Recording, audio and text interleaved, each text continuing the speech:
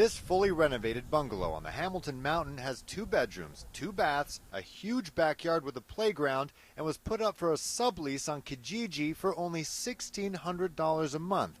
Predictably, it caught the interest of many young families. It was kind of the perfect house. I even said when we first looked at it, like, it almost seems too good to be true. That price, with me being on disability, it was a no-brainer. I had to go for it. Interested renters say Chanel Trottier didn't take long to strike a deal. A deal, unbeknownst to them, she made several times. The house is ours because we were the first ones. She pretty much chose us right away. She showed me around the house.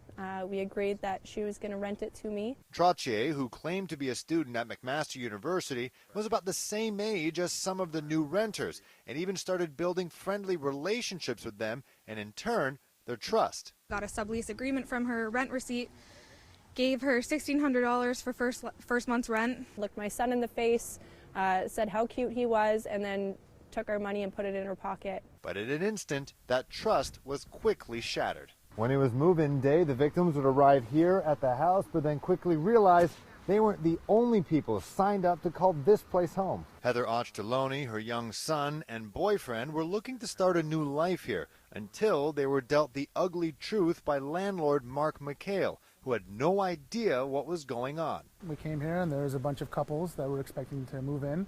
There was a U-Haul truck in front of our house with equipment ready to move in.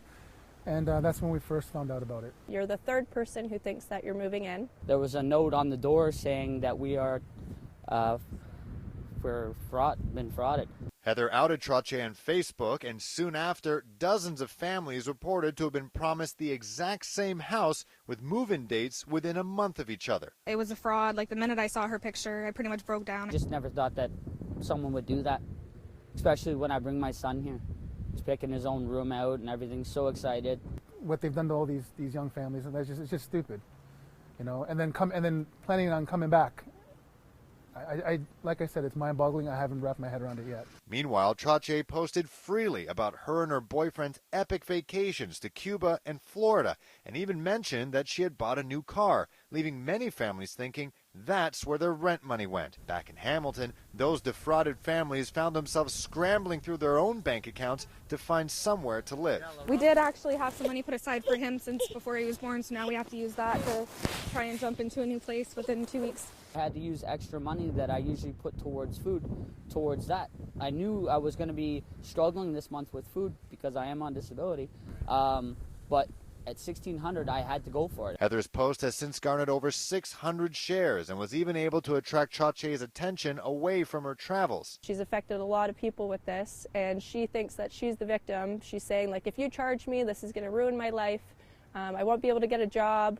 I won't be able to have anywhere to live, and that's kind of the point here, because she's kind of done that to so many people where they don't have a place to live, and she's playing it off like she's the victim. Before deleting all her social media profiles, an account claiming to be Chanel Trottier reached out to CHCH, telling us that the renters are, quote, taking advantage of an exploitative situation on my part and making it bigger than it is.